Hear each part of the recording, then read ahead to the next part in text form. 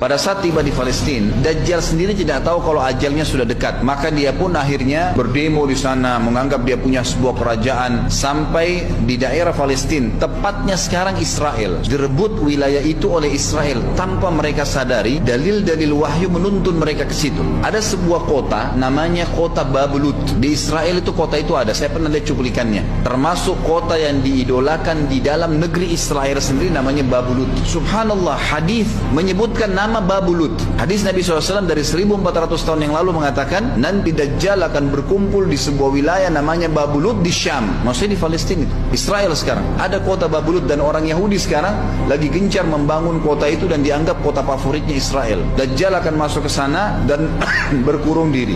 Keluar dari kota Madinah satu orang yang namanya seperti namanya Nabi Muhammad SAW, Muhammad bin Abdullah, dan dia dari turunan Nabi SAW juga. Kata Nabi SAW akan keluar nanti seseorang dari kota Madinah, dari keturunanku yang namanya seperti namaku, Muhammad bin Abdullah. Juga sama posternya, parasnya seperti aku, sama dengan Nabi SAW, persis alisnya, rambutnya, kulitnya dari turunan Nabi SAW, tapi dari asli kota Madinah. Sebagian ulama hadis mengatakan dari turunan Hasan radhiyallahu anhu ajmain, tapi akhlaknya bukan seperti akhlakku. Tentu tidak mungkin ada orang yang sama dengan akhlak Nabi SAW.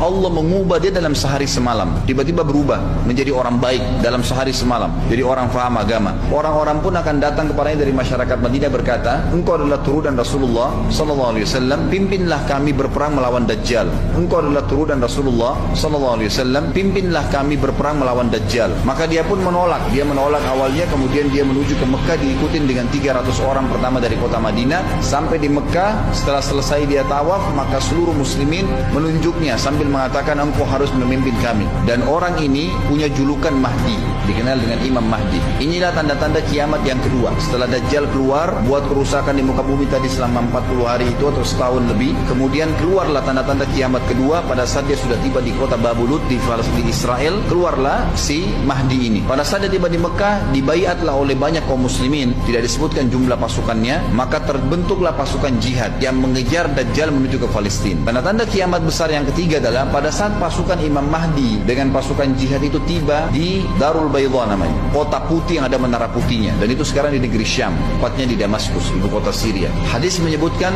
di menara itulah, di masjid itulah Imam Mahdi mampir sholat asar bersama pasukannya. Pada saat itulah datang tanda-tanda kiamat besar yang ketiga, yaitu turunnya Nabi Isa alaihissalam. Kata Nabi SAW dalam hadis Bukhari, hadis Muslim, hadis Sahih semuanya, dikatakan Isa alaihissalam akan turun sambil memegang kedua sayapnya malaikat, dan dari rambutnya yang basah meneteskan air, dan semua muslimin waktu itu menyaksikan. Dan ini wahyu, penyampaian, pasti terjadi. Maka dia pun turun, lalu kemudian dia masuk, dan orang-orang pada saat itu mengenalnya kalau dia adalah Isa, dan mereka sudah tahu ini masanya turunnya, keluarnya Dajjal. Mahdi sudah ada, mereka tahu akan turun Isa. Sudah ada informasi seperti yang disampaikan ke Bapak Ibu sekarang, itu multi muslimin di zaman itu sudah tahu semua. Maka Isa pun alaihissalam waktu itu dipersilakan oleh Mahdi untuk jadi imam, maka dia pun mengatakan tidak, imam dari kalangan kalian. Dan kata Nabi SAW, ini kemuliaan bagi umat ini karena Nabi sholat di belakang umat ini. Semestinya kalau ada Nabi, pasti Nabi jadi imam, tidak mungkin digantikan oleh manusia biasa. Tapi waktu itu Imam Mahdi menjadi imam dan Nabi Isa sholat di belakangnya. Perlu anda tahu juga hadis Nabi SAW yang sahih yang berbunyi, kalau Musa dan Isa hidup di zaman aku sudah diutus, niscaya keduanya akan jadi pengikutku. Jadi memang kena kebenaran agama ini dibawa oleh Nabi SAW. Sholatlah mereka, kemudian mereka menuju ke Palestina. 3 tanda-tanda kiamat sekaligus terjadi.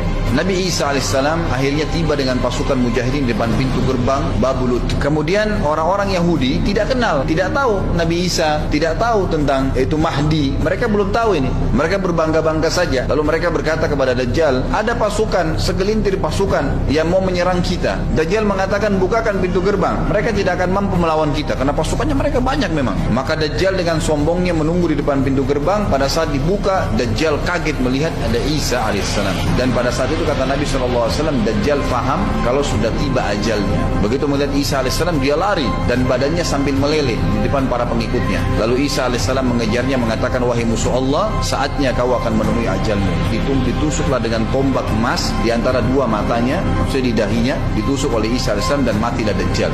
Pada saat Dajjal mati, pengikutnya pada ketakutan semua. Mereka anggap Dajjal Tuhan, mereka anggap Dajjal orang yang perkasa lah, orang yang kebal lah, beragam macam kelebihan. Mereka kaget pada saat mati. Maka seluruh pengikut Dajjal dari kaum Yahudi akan bersebaran sembunyi di bawah batu dan pohon, di atas batu dan di bawah pohon. Semuanya batu dan pohon itu akan berbicara kepada setiap pasukan mujahidin, berkata, wahai muslim, ini Yahudi di atas saya atau di bawah saya. Batu bilang ini Yahudi yang sembunyi, yang pohon mengatakan, wahai muslim, ini Yahudi, bunuhlah dia.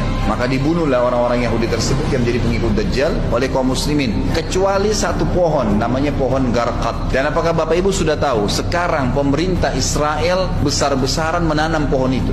Satu dunia ini semuanya Islam. Hadis sahih, kata Nabi SAW, Islam akan masuk ke setiap rumah dengan kemuliaan atau terhina. Enggak ada lagi penolakan terhadap Islam. Itu hadis sahih. Maka Nabi Isa AS memimpin pada saat itu, disebutkan dalam hadis, 40 tahun dengan ketenangan menerapkan hukum Islam. Kata Nabi SAW, bagaimana awal umat ini bisa sesat sementara aku yang pimpin, dan bagaimana akhir umat ini bisa sesat sementara yang pimpin mereka Isa, dengan menjalankan hukum-hukumku. Dari Nabi Isa AS nanti menerapkan Al-Quran seperti yang kita lakukan, sholat, segala ini sudah selesai, dikerjakan semua. Dalam hadis lain dikatakan Isa AS akan menghancurkan semua salib, membunuh semua babi. Nggak ada seekor babi pun hidup di muka bumi pada saat itu, semua salib dihancurkan, dan yang menjadi tidak ada agama lain. Semua Nasrani, Yahudi, Hindu, agama apa saja habis semuanya. Semuanya beriman kepada Allah Subhanahu wa taala dan menjadi muslim.